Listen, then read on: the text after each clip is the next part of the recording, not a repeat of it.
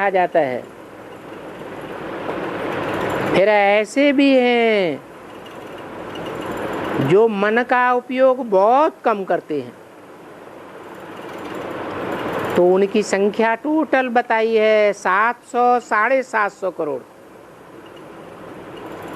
और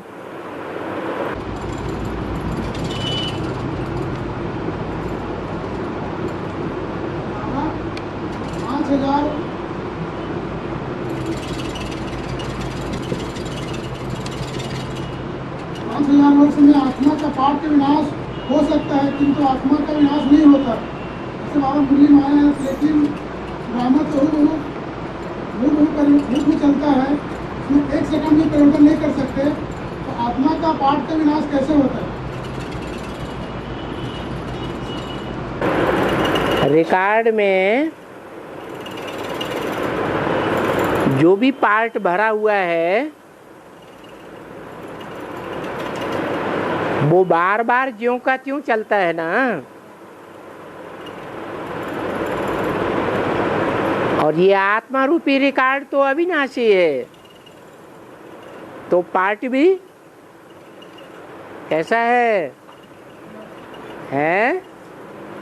अविनाशी पार्ट भरा हुआ है, इसका विनाश नहीं हो सकता। हाँ, आत्मा का पाप का विनाश हो सकता है?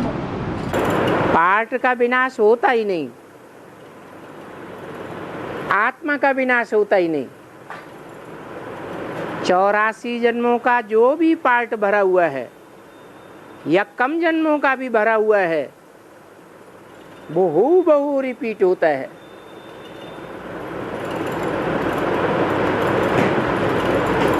और तो कर्म के अनुसार क्या परिवर्तन नहीं होगा?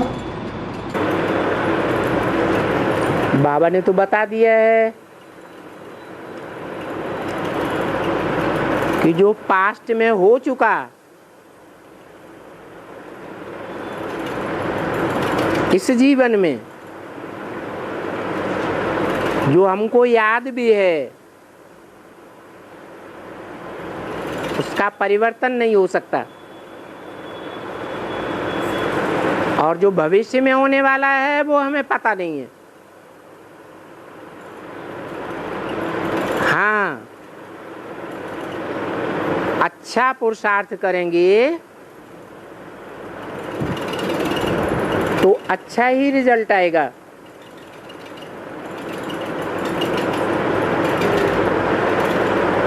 पास्ट में कितना भी बुरा किया हो, परंतु अभी अगर प्रण ले लेवें, निश्चय कर लेवें, तो अच्छे से अच्छा पार्ट बजावेंगे तो अच्छा ही रिजल्ट आवेगा।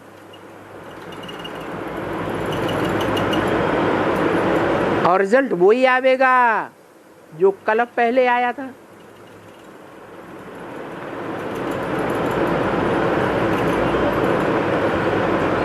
और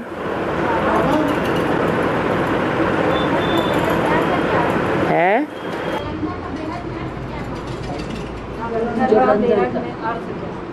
जालंधर का बेहद में अर्थ क्या? जिसने ज्ञान जल को धर लिया, जैसे गंगाधर, लक्ष्मीधर, क्या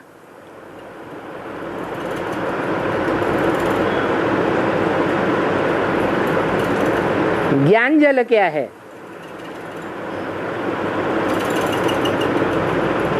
और उससे क्या रिजल्ट आता है?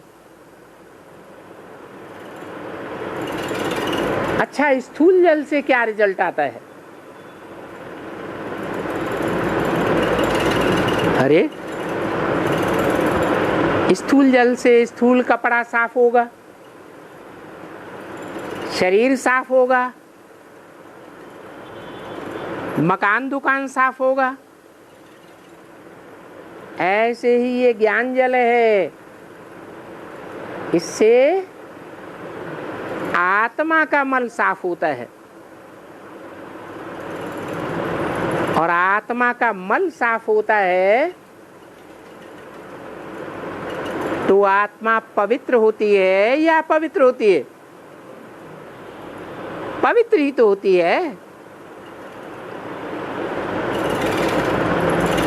तो जल का रिजल्ट क्या हुआ?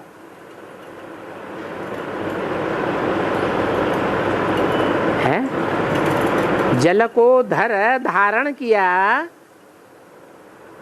तो जल को धारण करने वाले का रिजल्ट क्या होगा? अरे पवित्रता धारण होगी ना कि नहीं होगी? पवित्रता धारण होगी।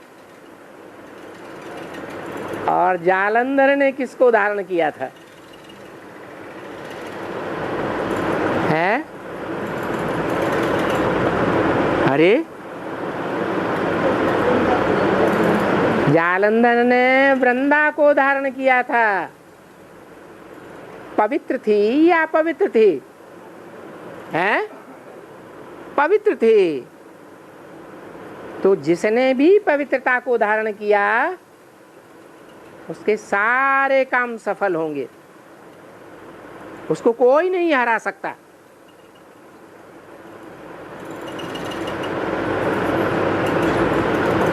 हाँ,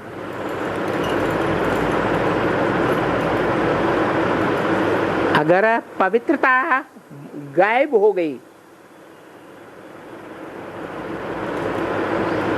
तो जालंधर भी हार गया था या जीत गया था?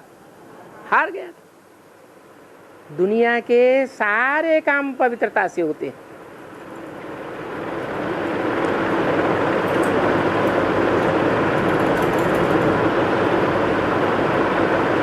चोर डकैत भी चोरी में, डकैती में सफल होते रहते हैं।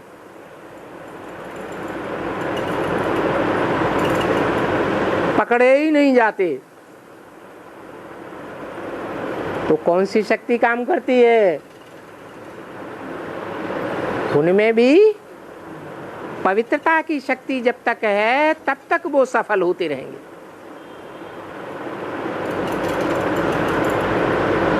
पवित्रता की शक्ति क्षीण हुई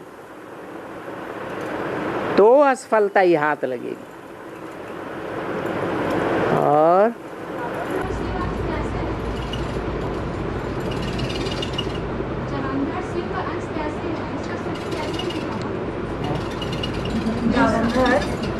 जालंधर शिव का अंश कैसे है? अभी तो बताया। वृंदा जब तक रही तो जालंधर को मारा नहीं जा सका, और वृंदा चली गई या वृंदा की शालीनता चली गई, शील भंग हुआ, तो जालंधर की शक्ति क्षीण हो गई। और भारतवासी इस राज को जानते हैं, इसलिए अपने परिवार की प्योरिटी की बहुत सुरक्षा करते हैं। और दूसरे धर्म के लोग, विदेशी लोग इस बात को नहीं जानते हैं। वो ईश्वरीय ज्ञान जल को महत्व ही नहीं देते। वो अपने धर्म पिताओं के सुनाए हुए में ही विश्वास करते हैं।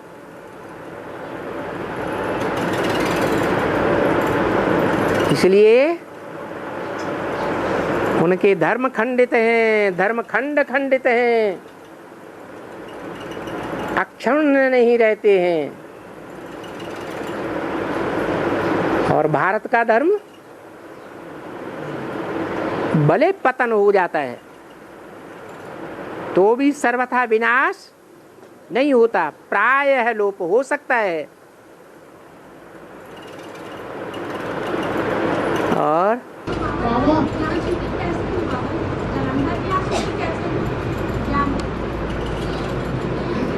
ज्ञान की शूटिंग कैसे हुई? ज्ञान की शूटिंग कैसे हुई जालंधर की? तपस्या से क्या नहीं होता है? अरे जालंधर ने तपस्या की या नहीं की है? की। भक्ति मार्ग में तपस्या शरीर की होती है और ज्ञान मार्ग में बाबा बताते हैं आत्मिक स्थिति में स्थित होना ही तपस्या है। देवान से अलग हो जाना और आत्मा की याद में टिक जाना, यही तुम्हारी असली तपस्या है। जितना जितना आत्मिक स्थिति में टिकेंगे, देह की स्मृति से दूर होते जाएंगे, तो मन बुद्धि रूपी आत्मा सूक्ष्म बनेगी या देह की तरह स्थूल बनेगी?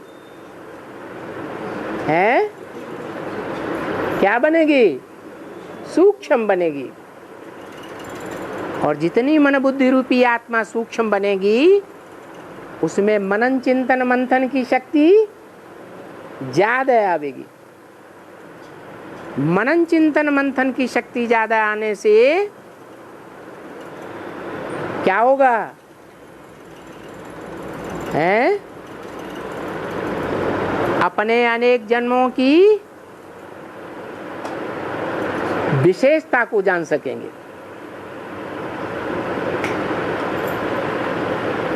ज्ञान की गहराई में जा सकेंगे। बाप को पूरी तरह पहचान सकेंगे। जिसने जितना ही पहचान ज्यादा की है, गहराई से की है बाप की, वो उतना ही जास्ती याद करेगा।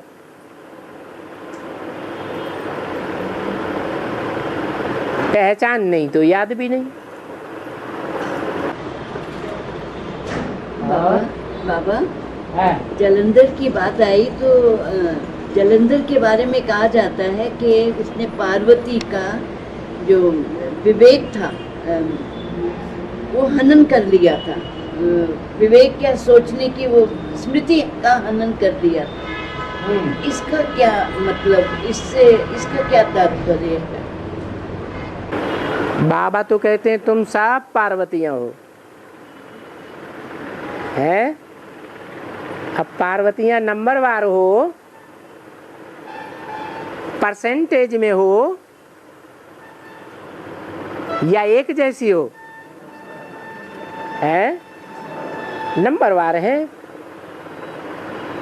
किसी में अपने को पार लगाने की और अपने संगी साथियों को पार लगाने की शक्ति ज्यादा है और कोई में कम है। लेकिन माया तो किसी को नहीं छोड़ती। जब ऐसा हुआ है तभी जालंधर ने कार्य कर पाया संपन्न।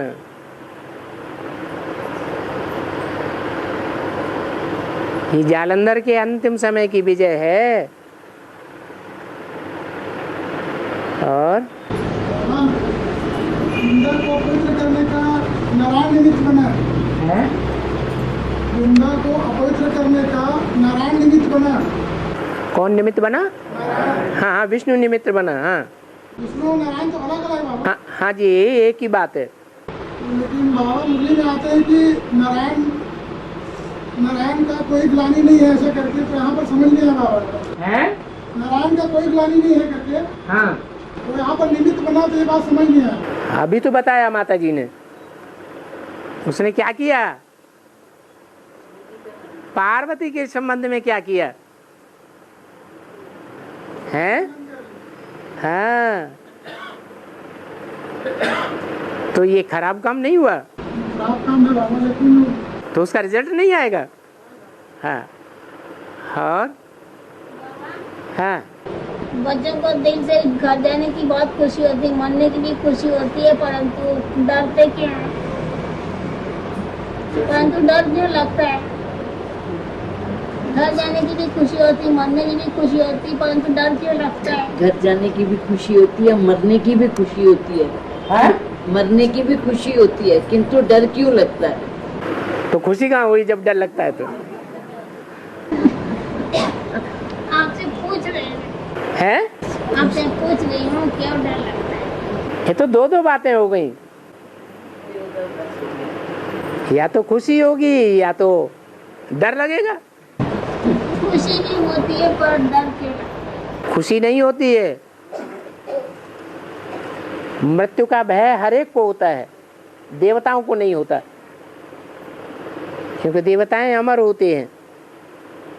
और बाबा, जब आत्मा एक शरीर छोड़ती है तो कहाँ तक जाती है और दूसरे शरीर धारण करने में कितने मिनट लगते हैं? 1 सेकंड भी नहीं लगता।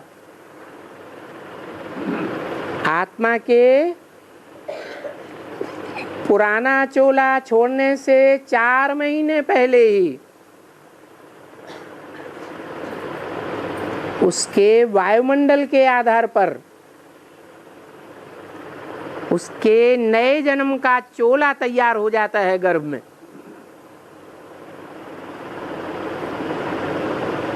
जिस गर्भ में चोला तैयार हुआ है, शरीर छोड़ने के बाद 1 सेकंड भी नहीं लगता।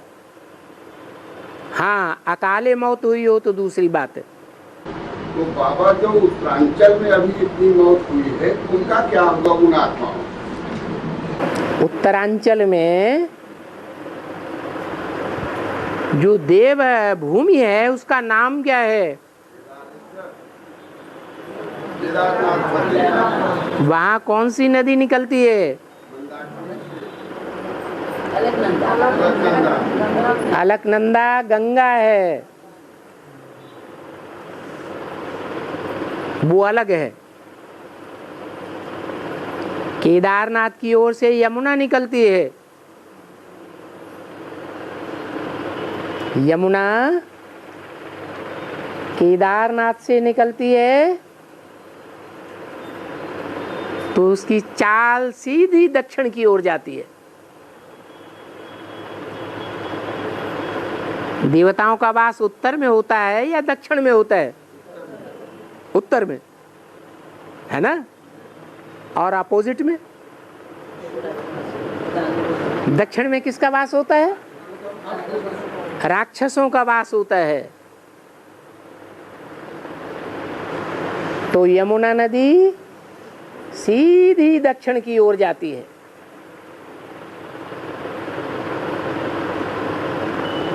जहां कलयुग के अंत में दिल्ली में राक्षसों का राज्य हो जाता है।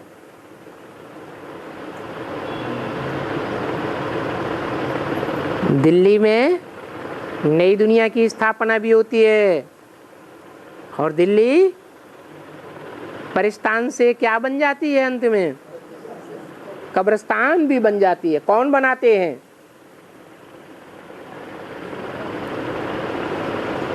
है दिल्ली में खून की नदियां कौन कौन से धर्मों ने बहाई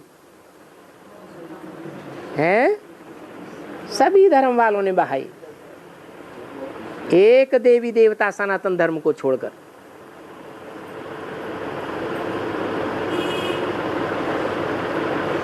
तो दिल्ली में जब यमुना पहुंचती है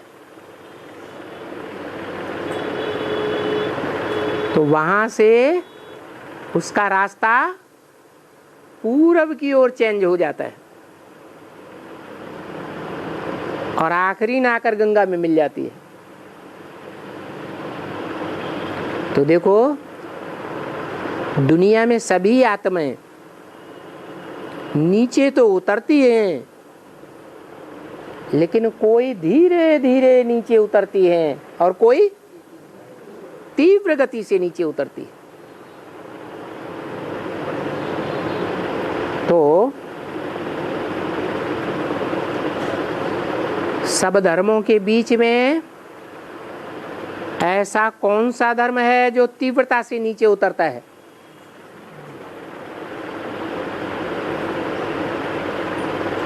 बहुत ही भ्रष्ट बन जाते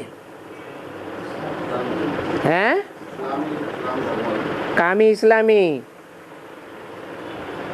और कामी इस्लामियों में भी जब इब्राहिम आते हैं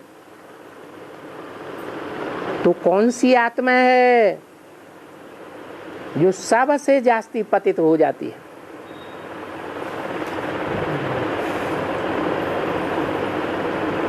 कोई है या नहीं है?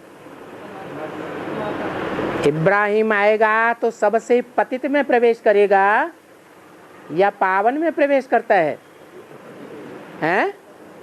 पतित में प्रवेश करता है। वो है इस्लाम धर्म की वो बीज रूप आत्मा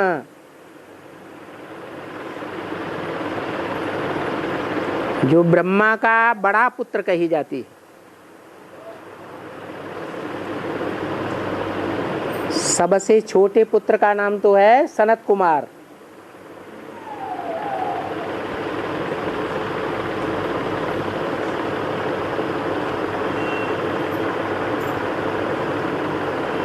वो राक्षसों का बीज है।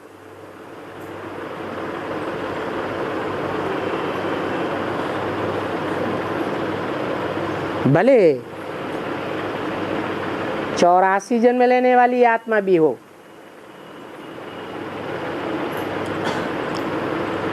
परंतु अगर दूसरे धर्म में कन्वर्ट होती है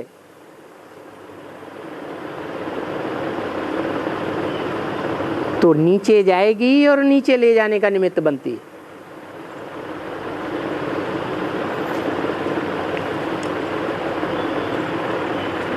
यमुना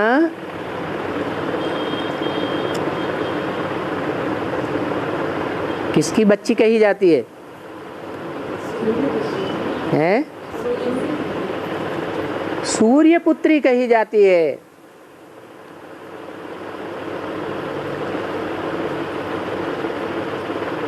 सूर्य की पुत्री है। गर्म मिजाज की है या ठंडे मिजाज की है? हैं? ठंडे मिजाज की, गर्म मिजाज की है। बाबा ने कहा अगर कोई में क्रोध का अंश है तो कामी जरूर होगा। क्या क्या बोला? कामेषु क्रोधेषु जरूर होते हैं।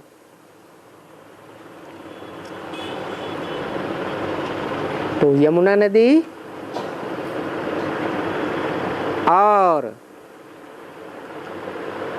वो इस्लाम धर्म का बीज दोनों ही कौन से धर्म से कनेक्टेड हैं? है? कौन से धर्म से कनेक्टेड हैं? है? इस्लाम धर्म से कनेक्टेड हैं। मुख्य धर्म कितने हैं? हैं? 4 मुख्य धर्म हैं। देवता, इस्लामी, बौद्धि, क्रिश्चियन। चारों मुख्य धर्मों के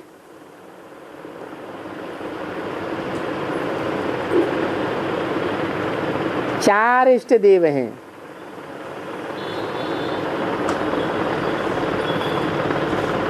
उनमें केदार धाम भी है।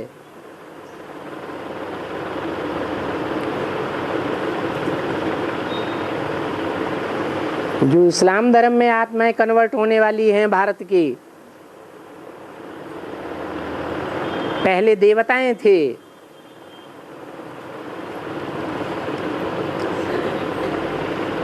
द्वापर युग शुरू होता है तो सबसे जास्ती पतित बन पड़ते हैं।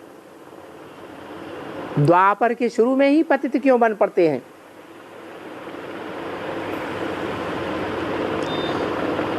है? पतन का युग शुरू होता है, ध्वंस का युग शुरू होता है, तो सबसे पहले कौन नीचे गिरते हैं? इस्लाम धर्म में कन्वर्ट होने वाले। तो जो भी इस्लाम धर्म में कन्वर्ट होने वाली भारतीय आत्माएं हैं,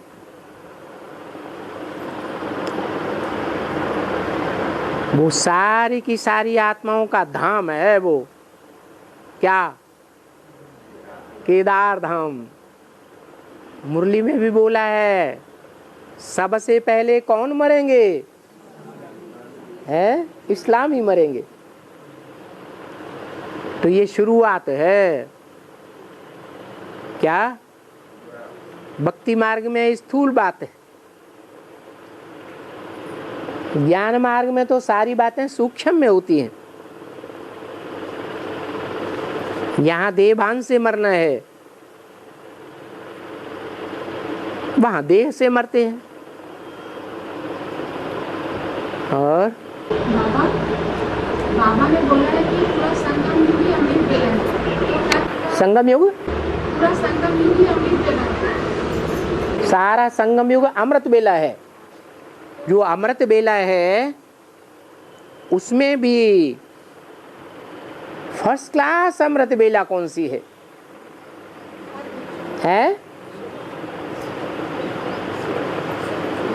अरे विदेशी लोग तो मानते हैं कि रात्रि के 12 बजे से सूरज ऊपर उठने लगता है,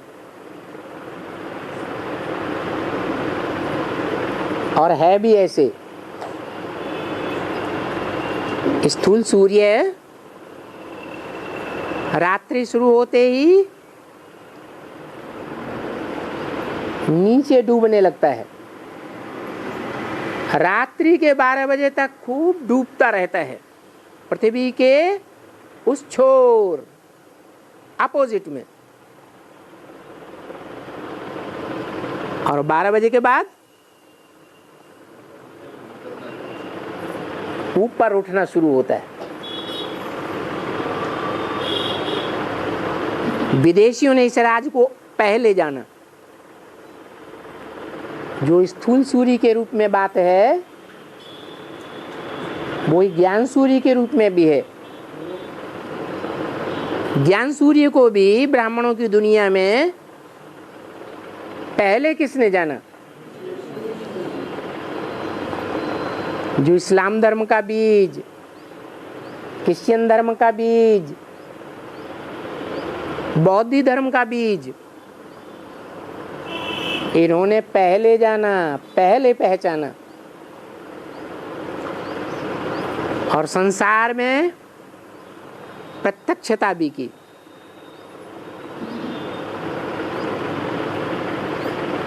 भले उस प्रत्यक्षता की बातों पर आरूढ़ नहीं रह सके,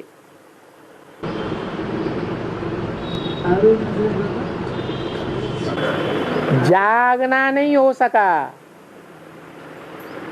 जैसे सवेरे को उठते हैं, कोई 1 बजे 12-1 बजे जग के बैठ जाए तो स्थिर रहते हैं या लुढ़क जाते हैं? आरूढ़ नहीं रहते। तो ये विदेशियों की हालत होती है। इसलिए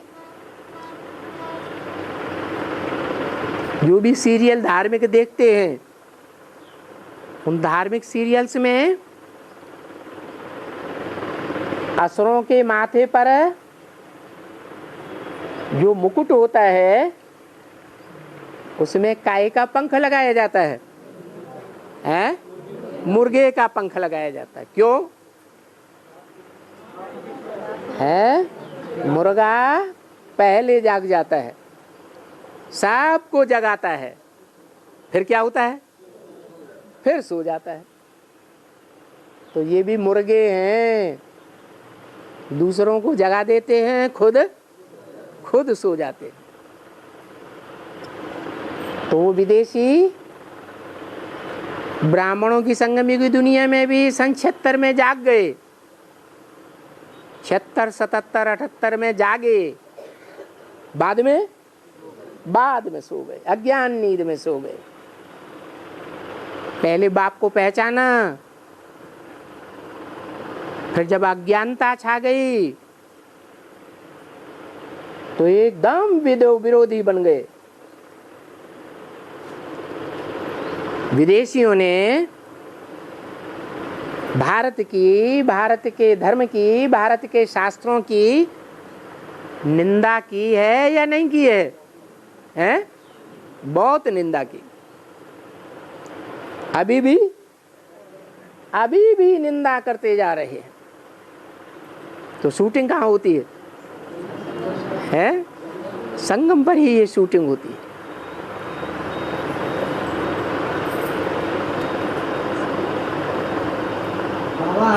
अरे बात पूरी नहीं हुई। प्रश्न क्या था? उन आत्माओं का हैं? अरे किसने प्रश्न किया था? हाँ, अमृत वेला हैं? पूरा संगम युग अमृत वेला है। पूरा संगम युग अमृत वेला कैसे है? अमृत वेला तो है, लेकिन जब सूर्य उदय होने को होता है तो पक्की अमृत वेला होती है, या रात्रि के 12 बजे पक्की अमृत वेला होती है? सूर्य उदय होने से पहले पक्की अमृत वेला होती है। लेकिन उस समय क्या होता है? जो अभी अमृत वेला करते हैं उनका क्या अनुभव है? उसी समय नींद का जोर से आक्रोश होता है। माया प्रभाव डालती है जोर से।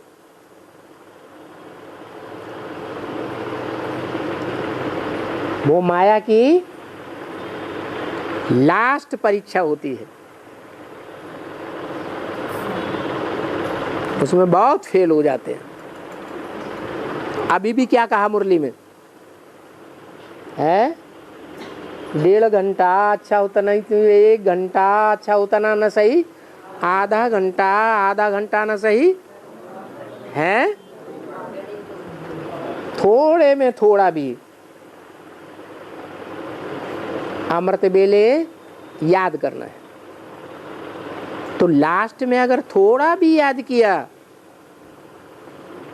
तो उसका प्रभाव बहुत ज्यादा हो जाएगा।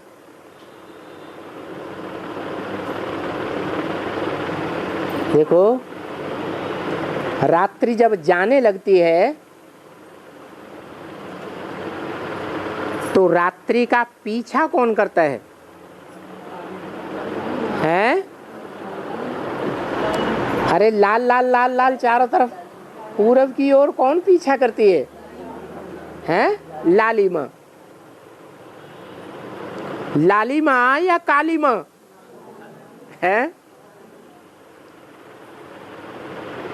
रात्रि का पीछा करती है काली माँ, और उसके पीछे पीछे आती है उषा।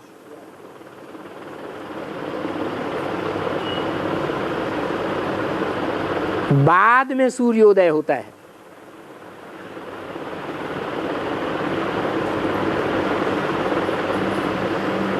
तो क्या रिजल्ट हुआ? सारा संगम युग अमृत वेला तो है, लेकिन यज्ञ के आदि सन 36 से लेकर के 76 तक किसी ने बाप को पहचाना?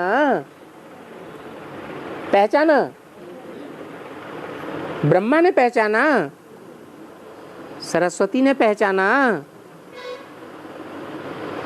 तो उसे अमृत वेला कहेंगे? है? देंगे। कब से कहें? 76 से, जब से ज्ञान सूर्य उदय हुआ। लेकिन वो अमृत वेला भारतवासियों के लिए है या विदेशियों के लिए है? किसके लिए है? विदेशियों ने पहचाना, भारतवासियों ने नहीं पहचाना। दक्षिण भारत है भारत का विदेश। तो सन 76 के बाद ही जो दक्षिण भारत के विशेष राज्य हैं कर्नाटक, आंध्र प्रदेश और तमिलनाडु, वो ढेर की ढेर पार्टियां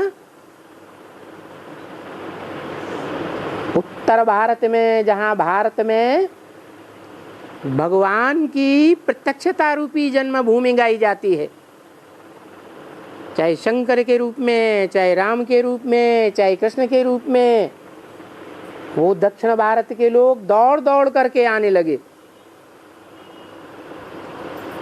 और उत्तर भारत के कुंभकर्ण सो रहे हैं। जैसे कि विजयमाला अंत तक सोती है कि ज्ञान सूर्य के उदय होने के तुरंत बाद जाग जाती है, विजयमाला के मण के सन 76 से ही जाग जाते हैं या अंत तक सोते रहते हैं? अंत तक सोते रहते हैं। बाबा ने कहा जब सन्यासी निकलेंगे तब तुम बच्चों की विजय हो जाएगी, चाहे वो सफेद कपड़े वाले सन्यासी हों, चाहे पीले कपड़े वाले सन्यासी हों, लेकिन वो जागते कब हैं? आदि में या अंत में? हैं? अंत में जागते हैं। और जब 100% अमृत बेला होती है तब जागते हैं या बाद में जागते हैं? हैं? एकदम फर्स्ट क्लास अमृत बेला होती है, उस समय से थोड़ा पहले जाग जाते हैं। और गंगा भी कब निकलेगी? हैं? अंत में निकलती है गंगा। तो ये विशेष शक्तियां हैं।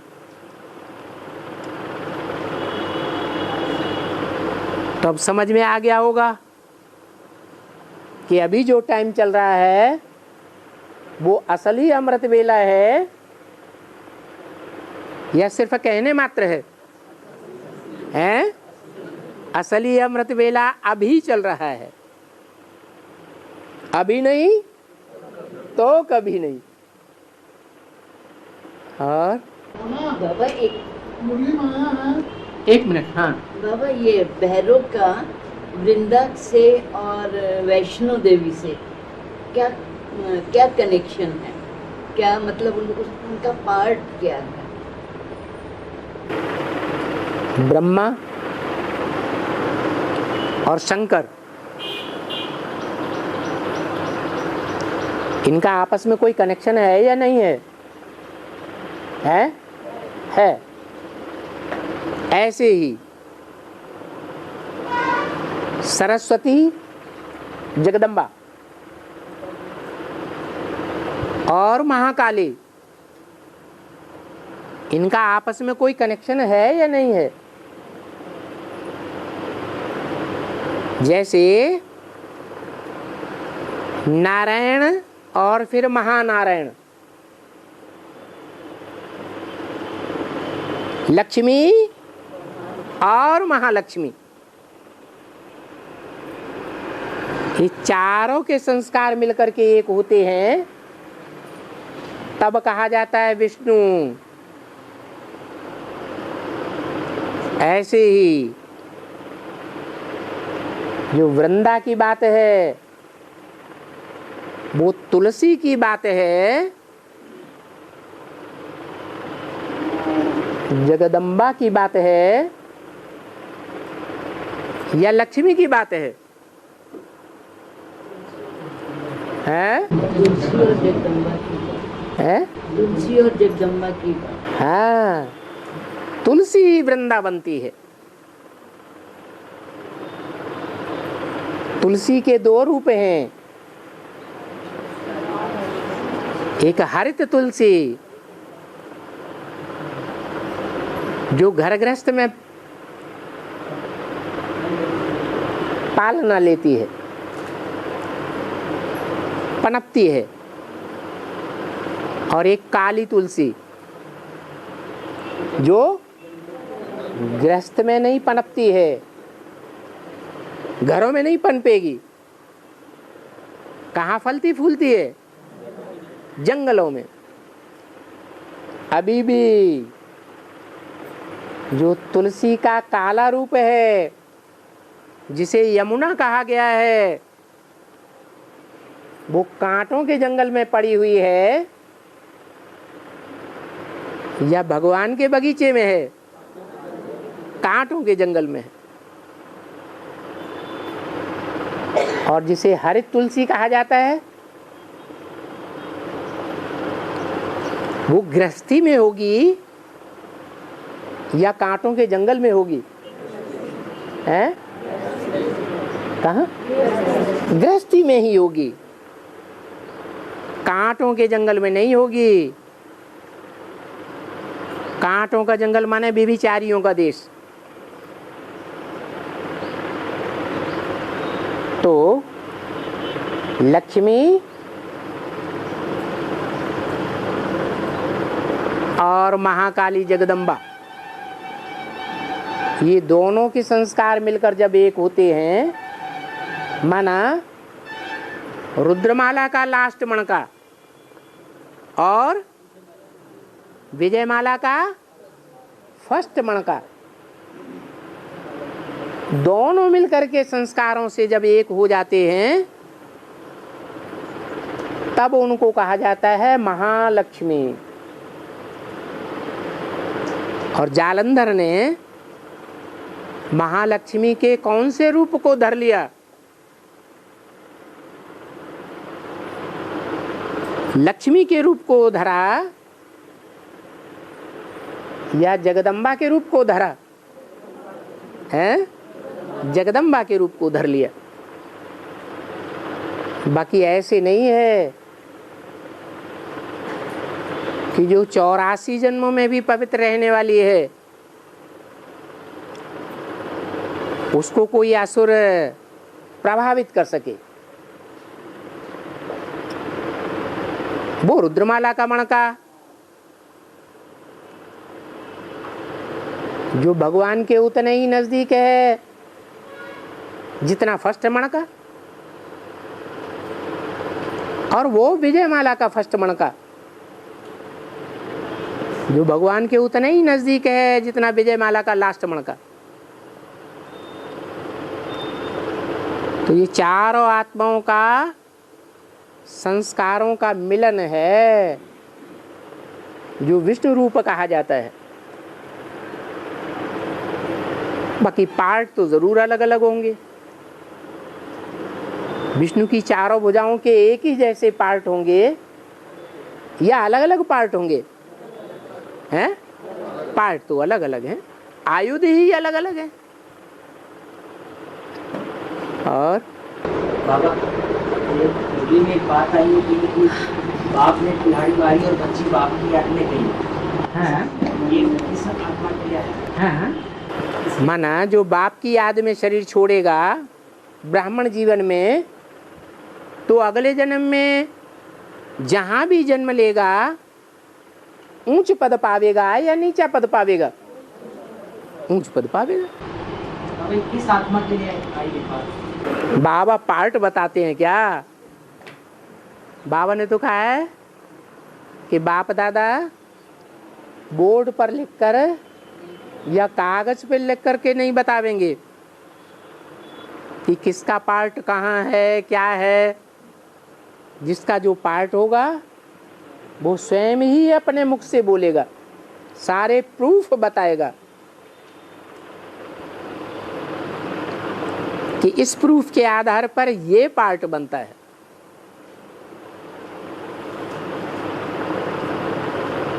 राम की आत्माएं, कृष्ण की आत्माएं पहले पहले वो अपने पार्ट को पहचानती हैं और उस पार्ट के प्रूफ बताती हैं कि कोई दूसरा बताता है। हैं? कौन बताता है? राम कृष्ण की आत्माएं अपना पार्ट अपने आप घोषित करती हैं। आत्माएं तो अलग अलग हैं, लेकिन शरीर शरीर एक ही होता है, लेकिन पार्ट अलग अलग हैं। उन आत्माओं में, मन बुद्धि रूपी आत्माओं में पार्ट अलग अलग भरे हुए हैं। और बाबा, मुरली माया है कि तुम्हें गीता माता से वर्षा मिलती है। हाँ, तो 30,000 रुपये मिलती है। गीता माता से वर्षा मिलता है। मुरली माया है। और गीता कितने प्रकार की है? कौन कौन सी हैं? एक सच्ची गीता है, झूठी गीता। कौन कौन है? किसका किसका पार्ट है सच्ची गीता और झूठी गीता का? हैं? जगदम्बा झूठी गीता है। हाँ, किसी ने झूठा कर दिया, प्योरिटी को झूठा कर दिया तो झूठी गीता। और जिसकी पवित्रता अक्षुण्ण रही वो सच्ची गीता। शास्त्रों में उनका नाम दिया है अदिति और दिति। अदिति माने जो खंडित ही ना हो सकी, और दिति माने जो खंडित हो गई। जिसकी प्योरिटी खंडित हो गई उससे दैत्य पैदा हुए। दिति से दैत्य और अदिति से अद्वैत, जो एक को मानने वाले हैं, उनकी पैदाइश होती है।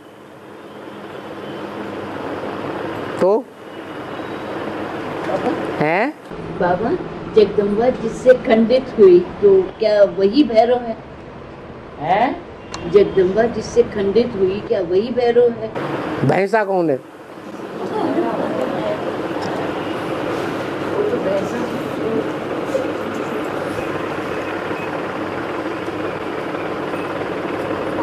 हाँ, बाबा कहते हैं कि गुस्सा करने वाले अपन को चंडाल समझते, लेकिन जो गुस्सा दिलाते हैं वो अपन को क्या समझते? बाबा ने बोला है कि गुस्सा करने वाले अपन को चंडाल समझते। जो गुस्सा करते हैं वो उस समय अपन को ये समझें कि हम चंडाल बनने वाले हैं। लेकिन जो गुस्सा दिलाते हैं वो क्या समझे बाबा अपने को? हैं? जो गुस्सा दिलाते हैं, माया का काम क्या है? हैं?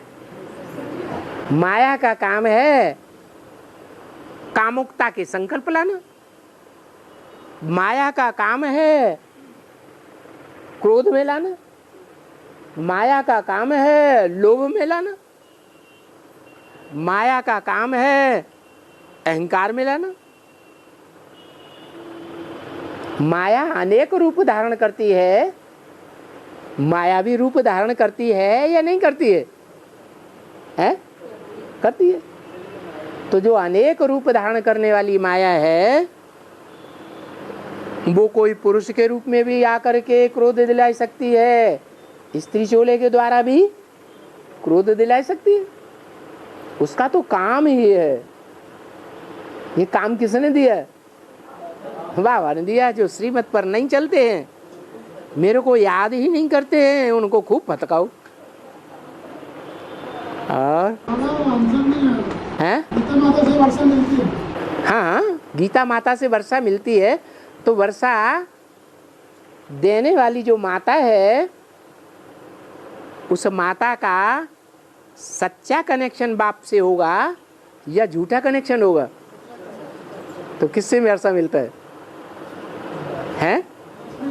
फिर यहाँ संगम युग में बाप के संबंध संपर्क संबंध सन्नद्ध में आने वाली अव्वल नंबर आत्मा कौन होगी? लक्ष्मी कि जगदम्बा? लक्ष्मी होगी। तो वर्षा भी कौन देगी? है? वर्षा भी माता के द्वारा। माता के द्वारा ही गोद लिया जाता है। और बाबा, शिव का भक्त प्रथम श्रेणी में आते हैं। शिव का भक्त प्रथम श्रेणी में आते हैं। कहाँ पे?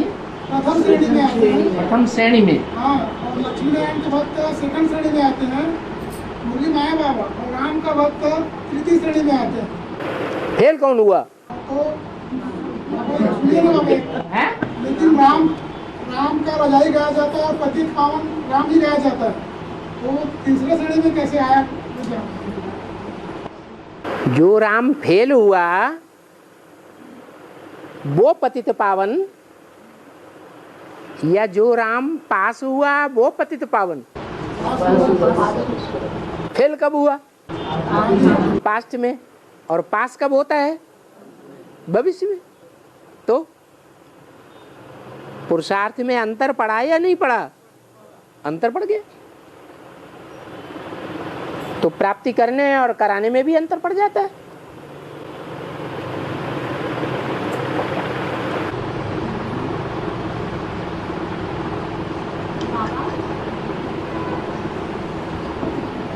हाँ जी। बाप के साथ रामजी का संबंध क्यों नहीं?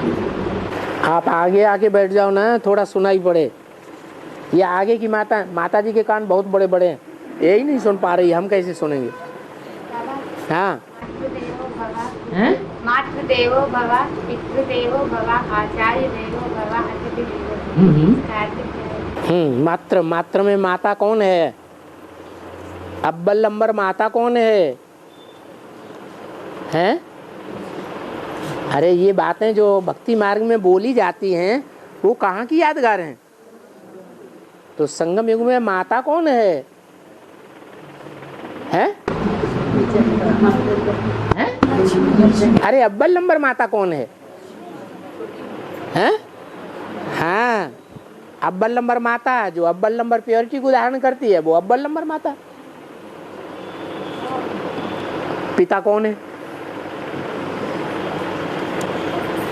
हैं? शिव बाबा। और लेकिन शिव बाबा देवो है या भगवान है?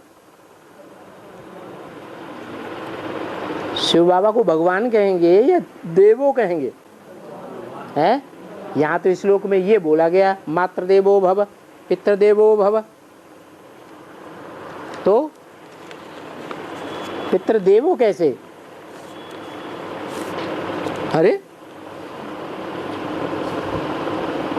अरे भगवान जिस तन में मुकर्रर रूप से प्रवेश करता है वो ही अव्वल नंबर का देवता है। पितृदेवो कि कोई दूसरा है?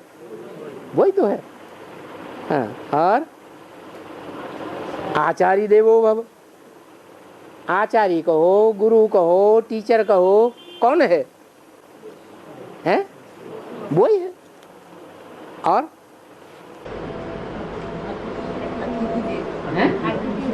अतिथि देवो।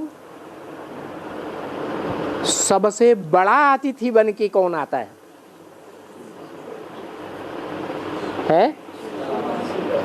कौन आता है? शिव बाबा तो भगवान है।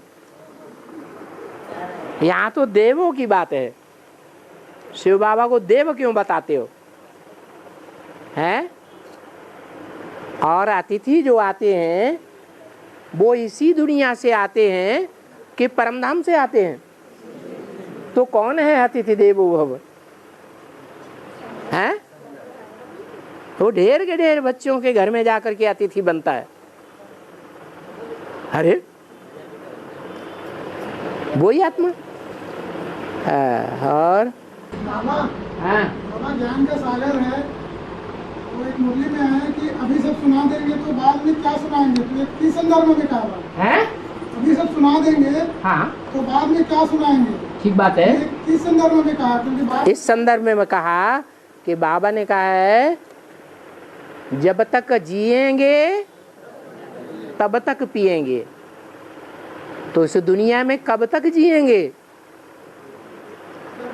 अरे जब तक दुनिया रहेगी तब तक जिएंगे कि नहीं जिएंगे? कोई है जिएंगे। तब तक पिएंगे। क्या पिएंगे? मनुष्यों का सुनाया हुआ पिएंगे। मनुष्यों ने तो विष ही विष पिलाया, या भगवान का पिलाया हुआ पिएंगे?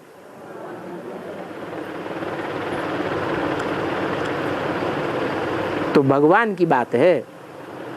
और योगी माँ का बाप के साथ अर्धांगिनी का संबंध क्यों नहीं जुड़ता है? योगिनी माँ का बाप के साथ अर्धांगिनी का संबंध क्यों नहीं बनता? कौन सा संबंध? अर्धांगिनी का। क्यों? अत्रि की पत्नी नहीं थी, अर्धांगिनी नहीं थी। अरे पति का नाम है या नहीं है? अत्रि नाम है ना। आ माने क्या? त्रि माना क्या है? अरे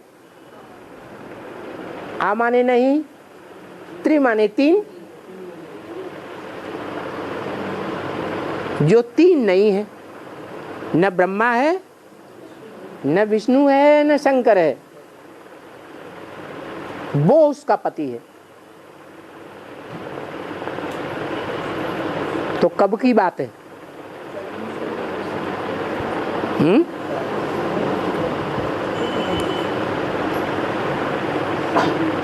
ब्रह्मा के रूप में भी पार्ट बजाने वाला नहीं है, विष्णु के रूप में भी पार्ट बजाने वाला नहीं है, और शंकर के रूप में भी पार्ट बजाने वाला नहीं है।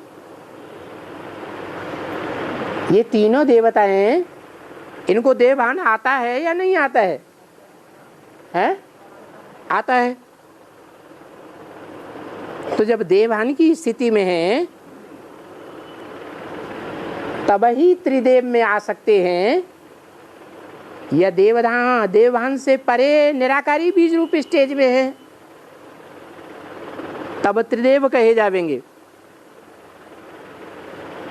है? देवभान की स्टेज में है, ब्रह्मा भी है, विष्णु वाली पार्ट बजाने वाली आत्मा भी है, शंकर के रूप में पार्ट बजाने वाली आत्मा भी देवभान में है। लेकिन कभी पुरुषार्थी जीवन में सेकंड बाई सेकंड बीज रूप स्टेज बनती होगी या नहीं बनती होगी? किसकी बनती होगी सबसे जास्ती? है? अरे जोर से नहीं बोलते हैं? शंकर की निराकारी स्टेज दिखाई जाती है चित्रों में। तो जब निराकारी स्टेज है, देवभान है ही नहीं, तो वो शिव है या देव है? शिव है, इसलिए अत्रि है। और दादी के तन में ब्रह्मा बाबा आने के लिए आवाहन किया जाता है, लेकिन शिव बाबा का आवाहन नहीं किया जाता है। तो जो माउंट आबू में संदेशी बहन होती हैं, तो सूक्ष्म वतन में कैसे ब्रह्मा बाबा के आने के लिए संदेश होती है? इस तारीख को आएंगे। जो औलिया लोग हैं वो भूत प्रेतों का आवाहन करते हैं कि नहीं? जो भूत प्रेत होते हैं वो सूक्ष्म शरीरधारी होते हैं या बिंदु रूप होते हैं? जिनका आवाहन करते हैं वो भी सूक्ष्म शरीरधारी होते हैं, तो उनका आवाहन किया जाता है। और शिव बाबा तो आवाहन करने से आते हैं या अपने आप आते हैं? शिव बाबा तो अपने आप आ जाते हैं। वो कब आते हैं कब जाते हैं उनका पता ही नहीं पड़ता। मुरली में बोला इस ब्रह्मा को पता पड़ता है कि शिव बाबा कब आते हैं कब जाते हैं, पता पड़ता है। ब्रह्मा को भी पता नहीं पड़ता, तो तुम बच्चों को पता पड़ता है? हैं? कब आते हैं कब जाते हैं? मोबाइल करना पड़ता है कि नहीं? हैं? कोई बताएगा तभी पता पड़ता है कि अपने आप पता पड़ता है? लेकिन ये तो पता पड़ता है बाबा कि बहुत देर से आते हैं। आते तो है ना, बहुत देर, उसका कोई काउंटिंग तो हुआ ही नहीं 5000 वर्ष के बाद, वो भी तो बहुत देर है ना। और हैं?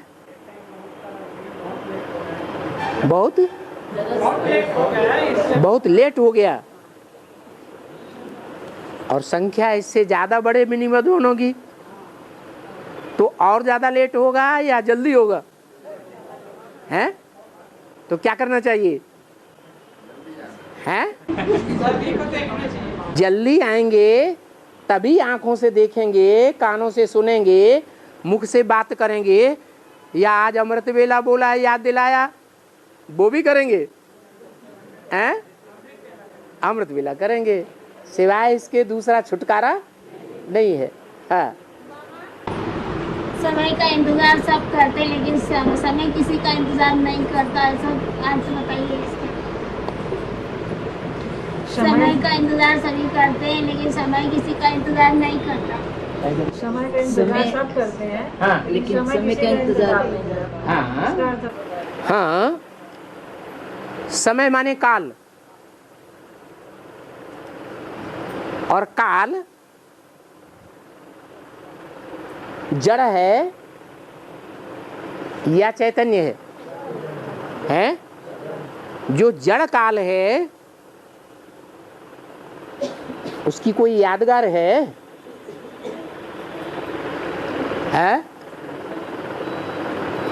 दुनिया में देवताओं की जितनी भी मूर्तियां हैं वो सब जड़ हैं या चैतन्य हैं? जड़ हैं। और उन मूर्तियों में सबसे जास्ती जड़त्व वाली कौन सी मूर्ति है जो बनाई जाती है?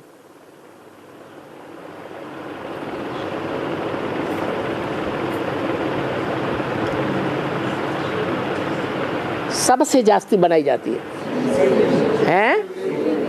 शिवलिंग है, वो मूर्ति नहीं है। शंकर की मूर्ति, तीर्थंकरों की मूर्ति, वो सबसे पुरानी और दुनिया में सबसे जास्ती तादाद में मिलने वाली है। तो सबसे जास्ती जड़जड़ीभूत बुद्धि किसकी बनती है? सबसे दुनिया में सबसे जास्ती तमो प्रधान कौन बनता है? तुम बच्चे पत्थर बुद्धि बन गए। पत्थर बुद्धि को मैं आकर के पारस बुद्धि बनाता हूं। पत्थर को छूने से कोई बदल जाता है क्या? 2500 साल से पत्थरों की पूजा करते आए, शिवलिंग की पूजा करते आए, कोई चेंज हुआ? किसी का परिवर्तन हुआ है? लेकिन अब क्या होने वाला है? वही पत्थर की मूर्ति जिसे पत्थर का लिंग कहा गया। लिंग क्यों कहते हैं? अरे सब देवताओं के और इंद्रियों की पूजा की जाती है और शिव के लिंग की पूजा की जाती है। तो ऐसा लिंग जो किसी भी प्रकार के कनेक्शन संबंध में आवे, कब भी आवे, किसी के भी आवे, लेकिन उसे अपनी इंद्रियों का भान नहीं रहता। किसी याद में रहता है? एक बाप की याद में रहता है। इसलिए उसको हाथ पांव नाक आंख कान नहीं दिखाए जाते। किसको? शिवलिंग को। और देवताओं को हाथ पांव नाक आंख कान दिखाए जाते हैं। गायन भी होता है उनका, हस्त कमल, पाद कमल, कमल नयन, मुख कमल, ऐसे ऐसे गायन होता है ना देवताओं का। लेकिन शिव बाबा का ये गायन नहीं है। क्या है? शिव बाबा की अन्य इंद्रियों का गायन नहीं है, सिर्फ लिंग का गायन है। और कौन सी इंद्रिय है? जो संसर्ग संपर्क संबंध में आने से अटैचमेंट में जरूर आ जाते हैं।